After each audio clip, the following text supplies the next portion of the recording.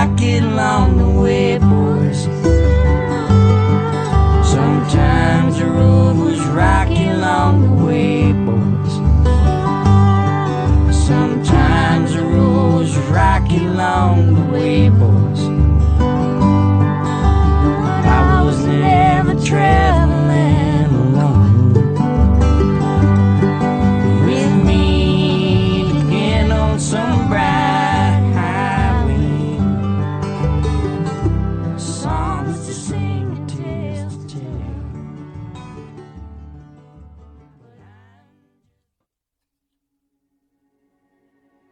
And so we say, let the games begin. In his book, Finite and Infinite Games, A Vision of Play and Possibilities, James Carse, Professor Emeritus of History and Religious Studies at New York University, writes this: there are at least two kinds of games. One could be called finite, the other infinite. A finite game is played for the purpose of winning, he writes. An infinite game for the purpose of continuing the play. Spatial boundaries are necessary for every finite game, but infinite games have no boundaries. A boundary is a border, and is a phenomenon of opposition. We've learned a great deal about borders lately, haven't we? Well, Simon Sinek, in his book, Infinite Games, offers a framework for leading with an infinite mindset.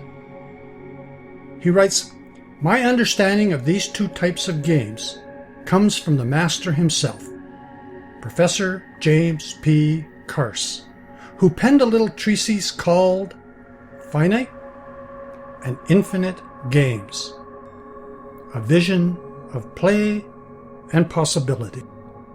It was Carse's book that first got me thinking about winning and losing beyond ties and stalemates. The more I looked into our world through Carse's lens of finite and infinite games, the more I started to see infinite games all around us. Games with no finish lines, and no winners, and no losers. For example, there's no such thing as coming in first in marriage or in friendship. Though school may be finite, there is no such thing as winning education. We can beat out other candidates for a job or promotion, but no one has ever crowned the winner of careers.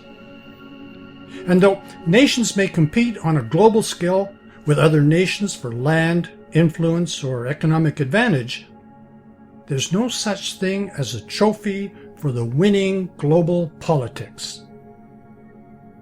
No matter how successful we are in life, when we die, none of us will be declared the winner of life. And there is certainly no such thing as winning business. All these things are the journeys in our lives, not events to be won. These are all part of the finite game, and we need to learn to play them with the infinite playbook, or we're going to be in huge trouble, even worse than we are now. He continues, however, if we listen to the language of so many of our leaders today, it's as if they don't know the game in which they're playing. They talk constantly about winning. They obsess about beating their competition. They announce to the world that they are the best. They state that their vision is to be number one. Except that in games without finish lines, all of these things are impossible. Finite-minded players tend to follow standards that help them achieve their personal goals, with less regards to the effects of the ripples that it may cause. To ask, what's best for me, is finite thinking. To ask, what's best for us, is infinite thinking. A company built for the infinite game doesn't think of itself alone. It considers the impact of its decision on its people, its community, the economy, the country, and the world. It does these things for the good of the game. It's called conscious capitalism, and it's taking over the world of business because it is an infinite mindset. When we lead with a finite mindset in an infinite game, it leads to all kinds of problems, the most common of which include the decline of trust, withdrawal of cooperation, and a decrease in innovation. Leading with an infinite mindset in an infinite game, however, really does move us in a better direction, creating better results. Groups that adopt an infinite mindset enjoy vastly higher levels of trust, cooperation, and innovation, and all the subsequent benefits that come with that driving energy. So, if we are all at various times players in both the finite game of life and the infinite game of the cosmos, then it's in our best interest to learn how to recognize the game that we're in and what it takes to lead with an infinite mindset through this labyrinth of our own life journey. And it's equally important for us to learn to recognize the clues when finite thinking exists, so that we can make adjustments before real damage is done. Albert Einstein said it beautifully: imagination is more important than knowledge.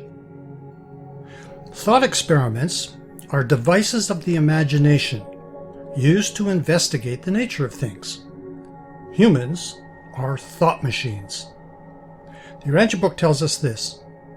In paper 101, it says, the infinite spirit makes contact with mortal man, not by feelings or emotions, but in the realm of the highest and most spiritualized thinking.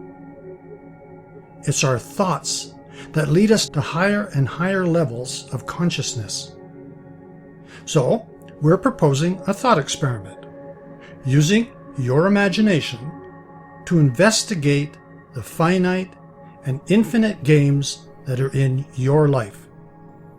And we are using this collection of 196 papers, called the Urantia book, as our primary source material, as well as other modern authors and philosophers and theologians, etc., to assist us. But in essence, it's spiritual experience that this is about. Because spiritual experience is about experience. And so, we're framing this investigation as a game that you can play in your day-to-day activities, and thereby create an experiential spiritual practice for yourself into the spiritual experience. We want to take you on an awesome journey, your journey, into the presence of the infinite within you. You don't need to join anything or sign up for anything, because what you need to play this game, you already have. Just behind your eyes, right between your ears.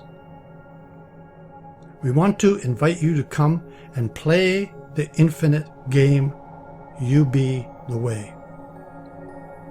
The Urantia book tells us in paper 84, all efforts to obtain wholesome diversion and to engage in uplifting play are sound. Refreshing sleep, rest, recreation, and all pastimes which prevent the boredom of monotony are worthwhile. I think we can all agree with that. In paper 28, it says, service, more service, increased service, difficult service, adventurous service, and at last, divine and perfect service is the goal of time and the destination of space. But ever will the play cycles of time alternate with the service cycles of progress. And after the service of time, there follows the super service of eternity. During the play of time, you should envision the work of eternity. Even as you will, during the service of eternity, reminisce about the play of time.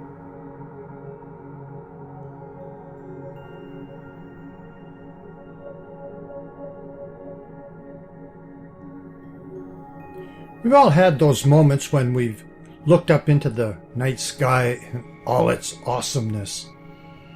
New Age papers remind us that when you stand in awe of the magnitude of the Master Universe, pause to consider that even this inconceivable creation can be no more than a partial revelation of the infinite. Again, James Carse writes about nature. He writes, "We are not defeated by acts of nature, since we cannot play against reality. We can only play according to reality. We do not eliminate weather or climate or nature. We accept them as realities that establish the context of play. Other than the constraints of Mother Nature," he writes, "all limitations of finite play are self-limitations. Ceaseless change is not a discontinuing. Change is the continuity. Only that which can change can continue. This is the infinite player's principle." You may recall in Chapter 2, where we discuss the element of complexification leads to adaptation, which leads to the emergence of something new from something old, something higher from something lower. The fluidity of change gives us a challenge: how to keep all our finite games in infinite play. He writes, "One cannot be human by oneself.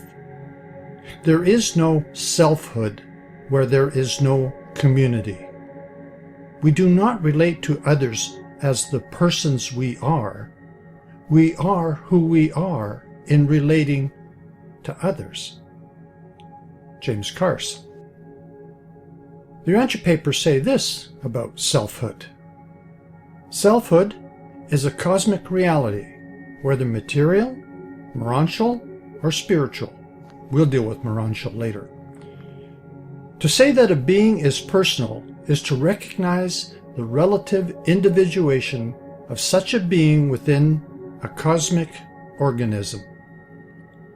The living cosmos is an all but indefinitely integrated aggregate of real units, all of which are relatively subject to the destiny of the whole. But those that are personal, you and I, have been endowed with the actual choice of destiny acceptance or destiny rejection." In paper 116, it tells us about the living organism. It writes this: "The grand universe is not only a material creation of physical grandeur, spirit sublimity, and intellectual magnitude. It is also a magnificent and responsive living organism. There is actual life pulsating throughout the mechanism of the vast creation of the vast cosmos. This material and living organism is penetrated by intelligent circuits even as the human body is traversed by a network of neural sensation paths, our nervous system. This physical universe is permeated by energy lanes which effectively activate material creation even as the human body is nourished and energized by the circulatory distribution of the energy products of nourishment. The vast universe is not without those coordinating centers of magnificent overcontrol, which might be compared to the delicate chemical control system of the human mechanism." The finite is a living, growing organism being birthed by infinity. Paper 118 says, the grand universe is a mechanism as well as an organism, mechanical and living. And in paper 105, it says, the universe of universes with its innumerable host of inhabited personalities is a vast and complex organism. When you stand in awe of the magnitude of the master universe, pause to consider that even this inconceivable creation can be no more than a partial revelation of the infinite. Here now, to take this a bit further, is philosopher Adrian David Nelson speaking about just these new developments in science. He writes, today there are signs that modern mind is moving towards an organismic view of the universe, apprehended as an evolving, self-generating, and ultimately living process. Let's have a listen.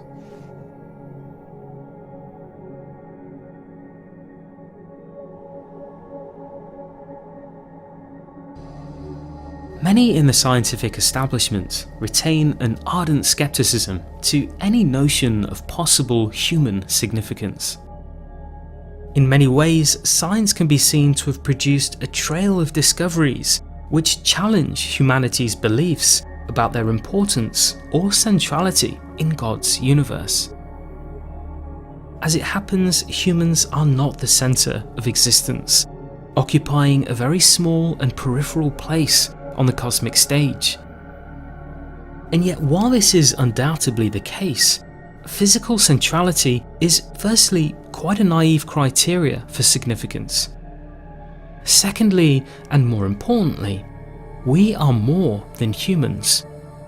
Deeper and more essential than our identity as humans is our identity as minds, as creative, conscious beings with aesthetic sensitivities and relative yet scalable intelligence. As biological organisms, we are, in certain respects, the most complex and novel phenomena known to exist in the universe, and so are therefore, within various dimensions, the greatest known expressions of reality's latent potentials. In these ways, we and other life are a potential source of deep insight into the basic character of the universe. Similarly, in our subjective dimensions, our minds are a glimpse into the vast psychic depths of potential experience and the unfathomable value that awaits to be realized in consciousness. Growing recognition of the significance of consciousness may provide the counterpoint to the decentering narrative of the Copernican revolution. In our most primary identity, we are, as the cosmologist Carl Sagan once famously remarked, a way for the cosmos to know itself. This has always been a perspective worth aspiring to, and yet there is a distinct and consequential difference between the view of ourselves as illusory experiencing fragments in a meaningless mechanistic environment and viewing ourselves as experiencing on behalf of an evolving system. The cosmology of organism, instead of diminishing the human and its inner dimensions, encourages us to recognize our own mental landscape as an extension of the ongoing creative activity of the universe. By the latter decades of the 20th century, philosophical materialism had lost significant stock in both the science and philosophy of mind. The materialist view did not seem capable of incorporating the extraordinary fact that certain arrangements of matter are subjects of conscious experience. This became known as the hard problem of consciousness. The philosopher David Chalmers, who famously coined this term, offered a radical alternative to the ailing mechanistic materialist approach to explaining consciousness. Chalmers emphasized an assertion previously attributed to René Descartes 3 centuries earlier, that consciousness possesses an undeniable and immediate reality which cannot be doubted. Descartes' famous "I think, therefore I am" is today updated to "I have consciousness, therefore I exist."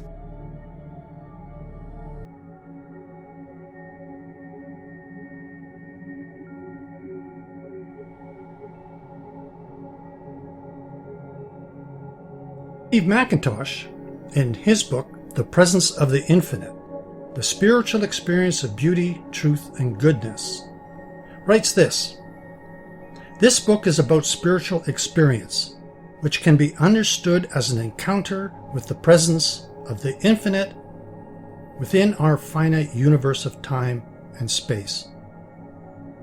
While the human experience of spirit takes many forms and can be conceived of in a wide variety of ways, I have found that the idea of spirit as the presence of the infinite sheds a considerable amount of light on this complex subject. Gaining a deeper understanding of spiritual experience is important because we have come to better appreciate what spiritual experience is and how it works. This enhances our ability to have such experiences more abundantly and to use them more effectively for our personal growth and for our service to others.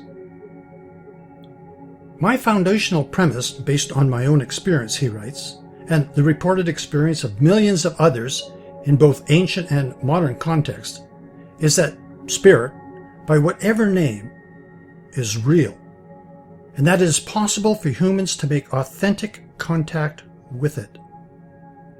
The question of what spirit is itself, of course, is subject to debate. But the idea that spiritual experience is actually and literally an experience of that which is infinite or transcendent may find agreement among many who are open-minded about the possibility of some kind of spiritual reality. All humans crave spiritual experience, properly understood," he writes, "whether they know it or not. Indeed, an encounter with transcendence is an end in itself. Such experiences can be thrilling and delightful. They can be illuminating and awesome and inspiring. They can be heartwarming and comforting. But as we will explore, what all authentic spiritual experiences have in common is that connection to a quality of being that is best described as infinite. Within the context of spiritual experience, the idea of the infinite includes not only a mathematical infinity of quantity, boundless, endless, unlimited, immeasurable, and eternal, but also a metaphysical infinity of quality, unified, whole, complete, perfect, self-sufficient, largely beyond definition or conception. Yet, even though the infinite is largely transconceptional and elusive, it can be directly experienced by humans. Spiritual experience cannot be understood in a vacuum. It is almost always received in the context of some form of spiritual teaching and accomplished by some type of spiritual practice. And almost all spiritual teachings are organized around a specific concept of ultimate reality. He continues, "Therefore, gaining a deeper understanding of spiritual experience requires us to engage in this tri-circle of teaching, practices, and the idea of experience itself. Teachings illuminate the practice, practice results in experience, and experience in turn refines and develops teachings and practice. We want to learn to adjust our mindset so that we are in tune with the infinite, and therefore playing the infinite game in every aspect of our life. And that takes practice. And so that is what You Be the Way is here to help you with. First, to understand what the spiritual experience is and what it isn't. And second, to assist you in understanding what these favorable conditions we need for growing and expanding the spiritual experience really are, as we discussed in Chapter 2. And third, provide a few ideas about how to practice and strengthen these spiritual reflexes as we venture out into our finite world to play and win our game of life. Just like the Olympic Games, this is the supreme game, the spiritual Olympics of the universe. And you are a spiritual Olympian, even if you don't know it yet. The Urantia Papers call us Oggendanters, meaning evolutionary will creatures who can believe without seeing, persevere when isolated, and triumph over insuperable difficulties, even when alone.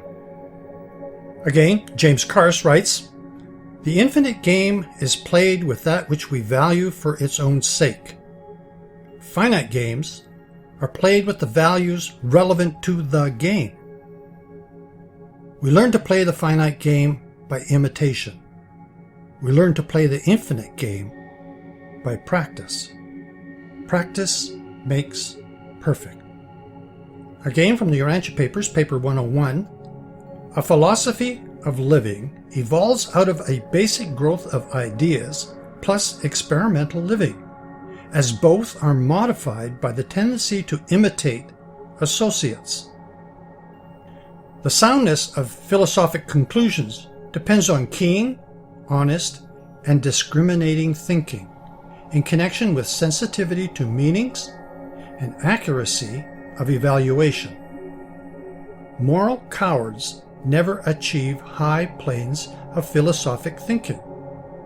It requires courage to invade new levels of experience and to attempt the exploration of unknown realms of intellectual living."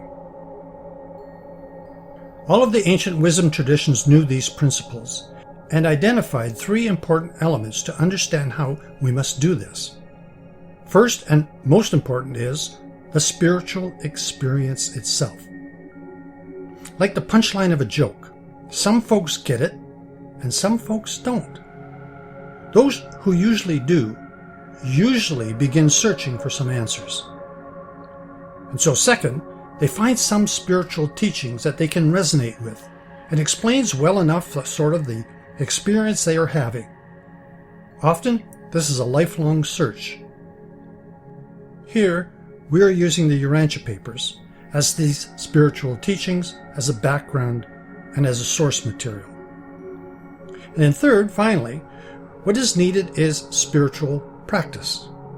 With practice comes a deepening of the spiritual experience and the ability to function more and more in the infinite mindset within the finite games of life and living here on this planet. And that is our purpose here with the Urantia Book for Dummies and our suggested game, You Be the Way, an experiential companion series of videos and books which aren't written completely yet. And we're using the Urantia Papers as our primary source material for our investigation into the finite and infinite games that we're all playing here on this planet, in this cosmic universe right now. In Chapter 2, we identified an important fact, and that is this: that which is breaking down is not nearly as important as that which is breaking through. And what is breaking through is the infinite. The infinite game is breaking through into our finite world, and it is doing it through you. You're the one that we've been waiting for. You are the necessary piece of the puzzle our world needs to complete the next step of our civilization leap with excellence. Because walking in the streets of the cities of man are the builders of the city of God. Infinite games are all about solving problems. Finite games are all about living with problems and learning to solve them through trial and error, mistakes and successes. Dealing with problems is hard because it forces us to examine what it means to live in this world. To live means to cope, to contend, and stay balanced with all sorts of circumstances, many of them beyond difficult. Difficult circumstances present problems, and it might be said that living means, above all else, dealing with these problems that we call adversity. Adversity is the adversary. The only way forward and to win this finite game is to find our inner strength and wisdom that allows us to cope with and live in the world we are given in the midst of the problems that exist by learning how to solve these problems. This is what framing our life as a game gives to us.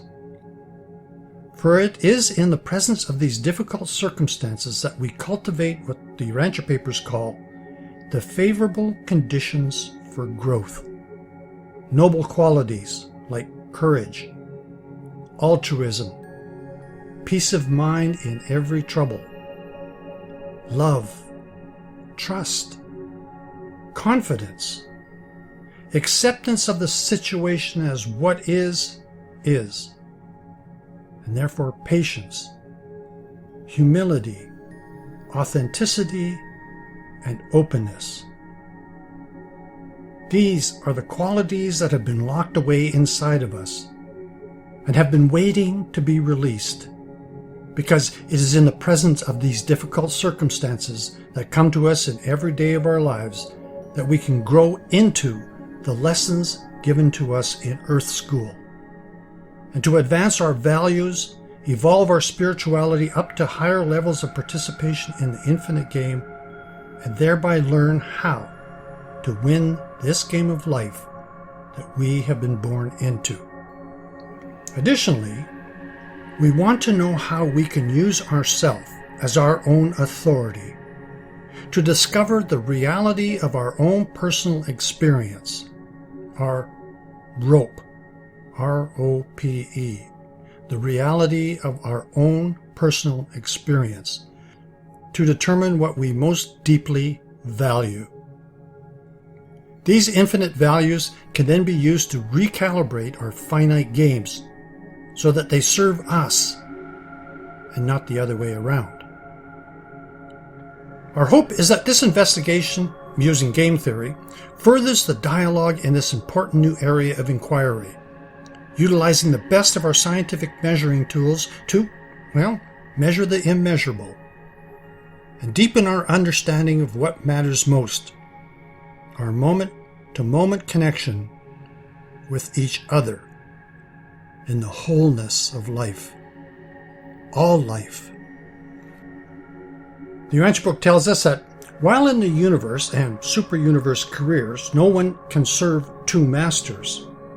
However, in the life you now live on this planet, everyone must perforce serve two masters. We must become adept in the art of continuous human temporal compromise with this very difficult environment, while we yield spiritual allegiance to but one master, the spirit within us, the infinity within us. And this is why so many falter and fail, grow weary and succumb to the stress of the evolutionary struggle.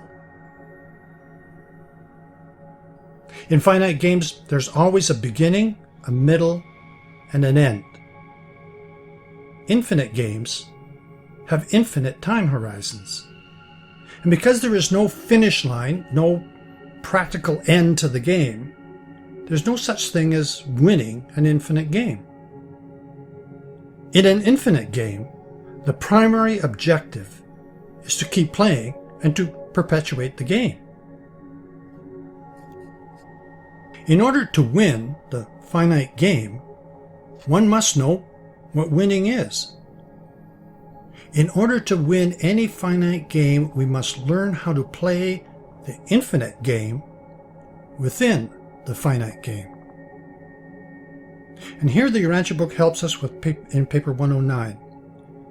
It says, the great problem of life is the adjustment of the ancestral animal tendencies of living to the demands of the spiritual urges from within us, which are initiated by the divine present within each and every one of us.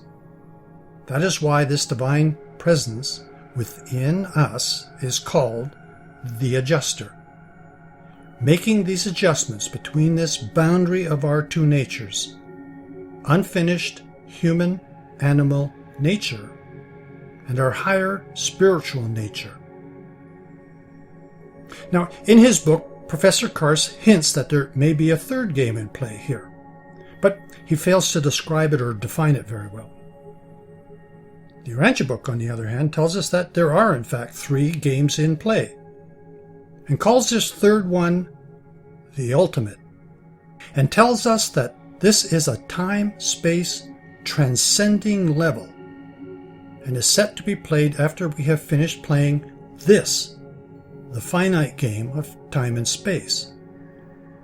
It tells us in paper 143, the finite of time contains within itself the seeds of eternity. And we are taught that when the fullness of evolution witnesses the exhaustion of the capacity for cosmic growth, the total finite will embark upon the absonite phases of the eternal career in quest of the ultimate. The ultimate. Can you imagine? Well, no, we can't. The ultimate game of the universe of universes.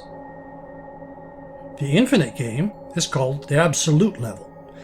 Technically, it's co-absolute, but that's for a bigger discussion. The game we are most interested in, though, and the one that you are born into and are playing right now in your everyday life, is the finite level. And the Urantia papers call this the supreme level. We're calling this experiential companion series of videos and hopefully one day books, the Urantia book for dummies. And the guidelines coming from within this primary source material, coming from the Urantia papers, is the game called You Be the Way. It comes from paper 110. It reads, adjusters are playing the sacred and superb game of the ages.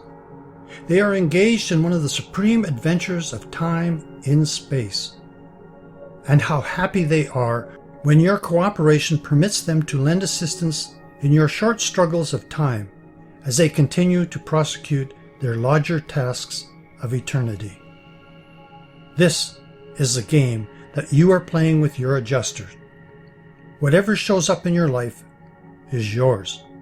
Whatever joys come your way, whatever tragedies, these are the game. We must learn to play them well. A great deal depends on it, both individually and collectively. James Carse continues, infinite players do not avoid finite games. They enter into them with the appropriate energy and self-realization necessary to take on whatever shows up, but without the seriousness of finite players.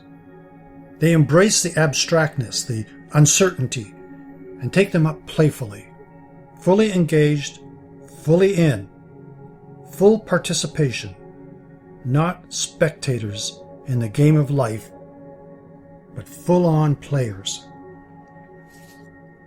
The desire of all finite players, he writes, is to become a master player, one who is perfectly skilled at the game of life and who can play it as if they already know the outcome. To do this, one must enlist the assistance of the infinite and become an infinite player inside the finite game. Finite players dislike surprises and try to avoid them or plan around them. Infinite players expect to be surprised at every turn of life's engagement and recognize that the adversities, the disappointments, the uncertainties of our lives are the game, and continue their game in pursuit of these challenges. Again, Simon Sinek writes in his book, The Infinite Game, because they are playing with an end point in mind, Carse tells us infinite-minded players do not like surprises and fear any kind of disruption. Things they cannot predict or cannot control could upset their plans and increase their chances of losing. The infinite-minded player, in contrast, expects surprises, even revels in them, and is prepared to be transformed by them. They embrace the freedom of play and are open to any possibility that keeps them in the game. Instead of looking for ways to react to what has already happened, they look for ways to do something new about what has happened. An infinite perspective frees us from fixating on others are doing and allows us to focus on a larger vision.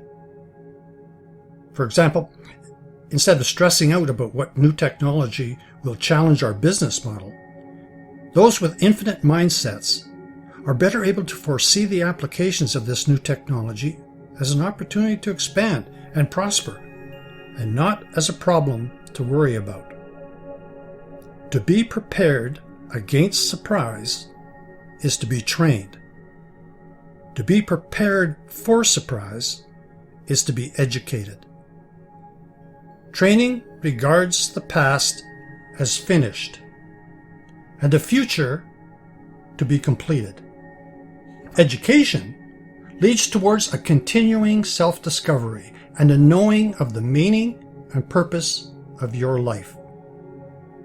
Training leads to a final self-definition and a complete answer to the question, who am I, really? Education teaches us the why of it all. Why am I here? What is my purpose? Paper 115 says achievement is the prerequisite to status. One must do something as well as be something. We are therefore preparing this game, You Be the Way, as an experiential training program and that spiritual educational program to assist you in identifying and developing the favorable conditions uniquely suited to you, so you can assist these spiritual forces within you in growing you towards wholeness through the whole of the human experience. Professor Carse continues with horizontal thinking. And he writes, a society is defined by its boundaries, borders, but a culture is defined by its horizon. A boundary is a phenomenon of opposition. A horizon is a phenomenon of vision. You can only look at a horizon. You cannot reach it. You can only extend it. Every move an infinite player makes is toward the horizon. Every move a finite player makes is within a boundary. In finite games, there is always a beginning, a middle, and an end, and it takes place within our time-space finite universe. Infinite games have infinite time horizons called eternity. And because there is no finish line, no practical end to the game, there's no such thing as winning an infinite game. In an infinite game, the primary object is to keep playing, to perpetuate the game. The rules of a finite game are like the rules of a debate. In an infinite game, more like language. The rules of a debate dictate how the debate ends. The rules of language ensure language continues. Finite players play within boundaries. Infinite players play with boundaries. In an infinite game mindset, there are no winners or losers, only ahead and behind, without judgment about other players or their position. The only ones who lose are those who don't know that they are actually in the game, and have been since birth, and will be until they graduate from this planet to the next level of the game, where they will wake up to hear, "Congratulations, you have just finished the human experience leg of the game. How was it for you?" Now, whether you believe in an afterlife or not, every one of us will leave this planet with a resume. A set of resume virtues of the things we have done and achieved, and a set of eulogy virtues, who we really were as a person, as a friend, our character, whether we were kind or caring, trustworthy or helpful. Playing the infinite game within the finite game raises the results of both resume virtues, because happiness is a matter of perspective. Our worldview is the determiner of our results. Change your thoughts and you change your perspective. Change your perspective and you change your life. It's all about our thinking. Finite thinking gets us in trouble. Infinite thinking gets us out of trouble. And right now, our world needs more infinite thinking and more infinite thinkers.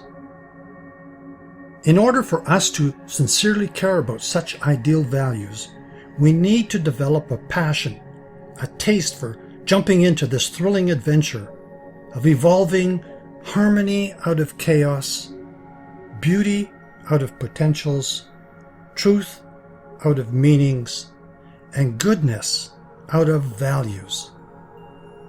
And that is our spiritual mission, to bring more truth, beauty, and goodness into our world. So, how do we do that? Well, the Urantia book tells us that we are 3D beings living in a 7D universe of universe. Three-dimensional beings living in a seven-dimensional universe of universe. In paper 112 of the Urantia papers, it reads, "The infinite dimensions of personality have to do with cosmic length, depth, and breadth. Length denotes meaning, depth signifies value, breadth embraces insight, the capacity to experience unchallengeable consciousness of cosmic reality." To help us understand the challenge we face in bringing this horizontal thinking into our lives, we will call on the great cosmologist Dr. Carse to explain this challenge of dimensional thinking. Let's have a look.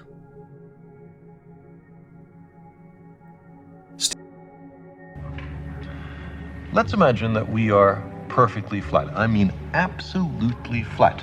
And that we live, appropriately enough, in a flatland. A land designed and named by Edwin Abbott, a Shakespearean scholar who lived in Victorian England. Everybody in flatland is, of course, exceptionally flat. We have squares, circles, triangles, and we all scurry about, and we can go into our houses and do our flat business. Now, we have width and length, but no height at all. Now, these little cutouts have some little height, but let's ignore that. Let's imagine that these are absolutely flat. That being the case, we know, us flatlanders, about left-right, and we know about forward-back, but we have never heard of up-down. Let us imagine that into Flatland, hovering above it, comes a strange three-dimensional creature which, oddly enough, looks like an apple. And the three-dimensional creature sees an attractive, congenial-looking square, watches it enter its house, and decides in a gesture of interdimensional amity to say hello. "Hello," says the three-dimensional creature. "How are you? I am a visitor from the third dimension." Well, the poor square looks around his closed house, sees no one there, and what's more, has witnessed a greeting coming from his insides, a voice from within. He surely is getting a little worried about his sanity. The three-dimensional creature is unhappy about being considered a psychological aberration, and so he descends to actually enter Flatland. Now, a three-dimensional creature exists in Flatland only partially. Only a plane, a cross-section through him can be seen. So when the three-dimensional creature first reaches Flatland, it's only the points of contact which can be seen. And as the apple were to descend through, slither by Flatland, we would progressively see higher and higher slices. So the square, as time goes on, sees a set of objects mysteriously appear from nowhere and inside a closed room and change their shape dramatically. His only conclusion could be that he's gone bonkers. Well, the apple might be a little annoyed at this conclusion, and so, not such a friendly gesture from dimension to dimension, makes a contact with the square from below and sends our flat creature fluttering and spinning above Flatland. At first, the square has no idea what's happening. He's terribly confused. This is utterly outside his experience. But after a while, he comes to realize that he is seeing inside closed rooms in Flatland. He is looking inside his fellow flat creatures. He is seeing Flatland from a perspective no one has ever seen it before, to his knowledge. Getting into another dimension provides as an incidental benefit a kind of X-ray vision. Now our flat creature slowly descends to the surface, and his friends rush up to see him. From their point of view, he has mysteriously appeared from nowhere. He hasn't walked from somewhere else. He's come from some other place. They say, "For heaven's sake, what's happened to you?" And the poor square has to say, "Well, I was in some other mystic dimension called up." And they will pat him on his side and comfort him, or else they'll ask, "Well, show us, where is that third dimension? Point to it." And the poor square will be unable to comply.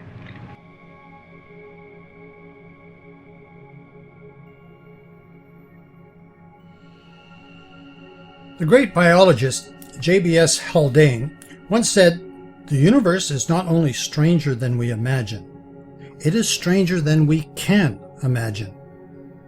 Every scientist of the 20th and 21st century has repeated this phrase many times. When you consider that in our galaxy there are 100 billion stars, of which our sun is a perfectly average specimen, and at present estimates put the number of galaxies in the visible universe at 100 million, Haldane's statement seems rather conservative, doesn't it?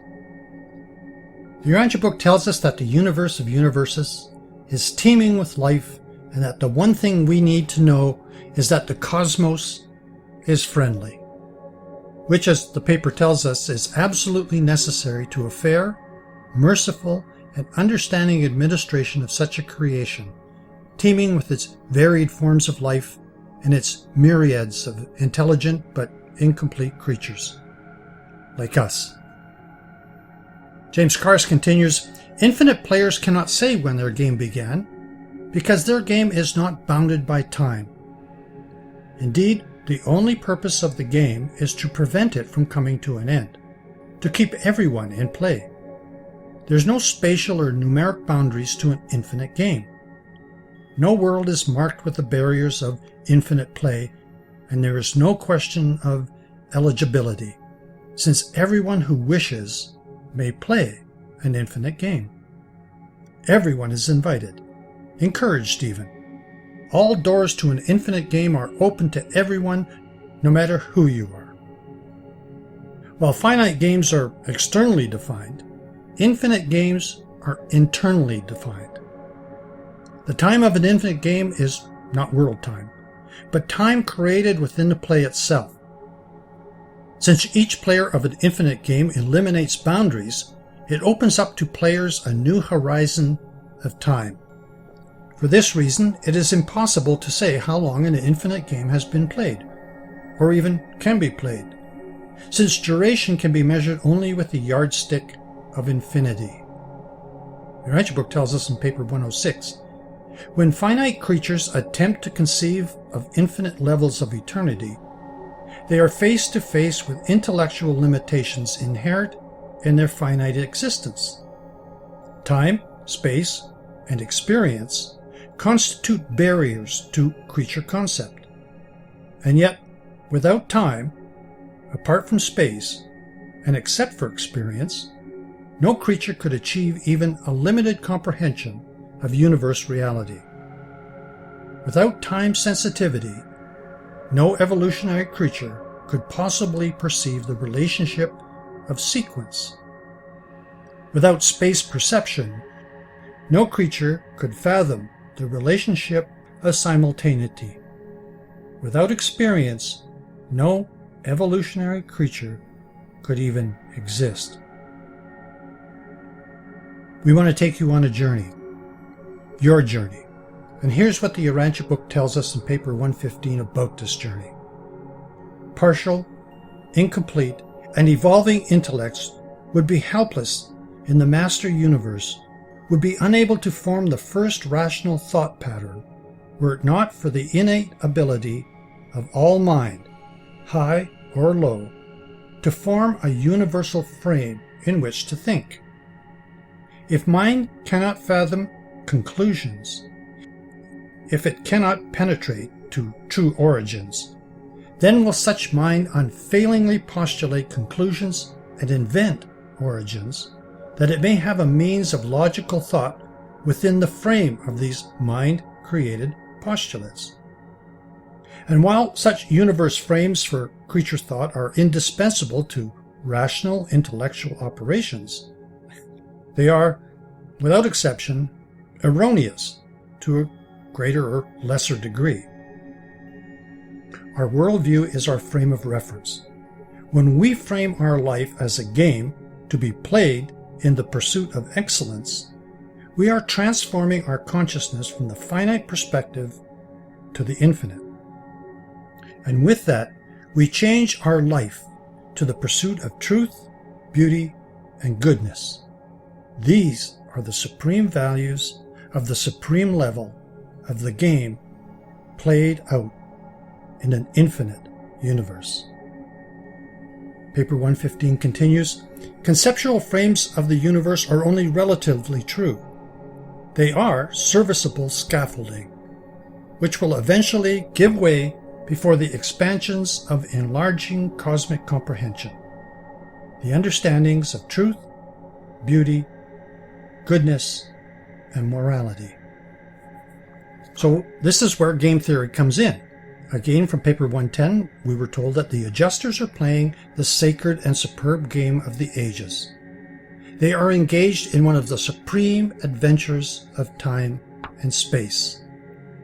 When we use game theory as a conceptual frame with which to frame the picture of what the Urantia book is telling us, we have an excellent and serviceable scaffolding with which we can logically present the ideas, the ideals, meanings, and values contained in the Urantia papers as a primary source material for this investigation. Gene Roddenberry, the creator of Star Trek series, used the Urantia book as source material for his Star Trek universe for a reason. Game theory, which is used by most economists, scientists, philosophers, is a powerful educational tool used in most colleges and universities and business schools because it enables us to learn by experience. So let's begin by looking at some of the preliminary information about what this journey will look like. The Adventure Papers tell us in paper 14.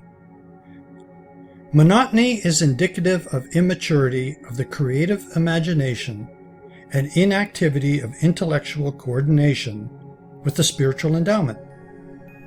By the time an antecedent mortal, that's us, begins the exploration of these heavenly worlds, they have already attained emotional, intellectual, and social, if not spiritual, maturity.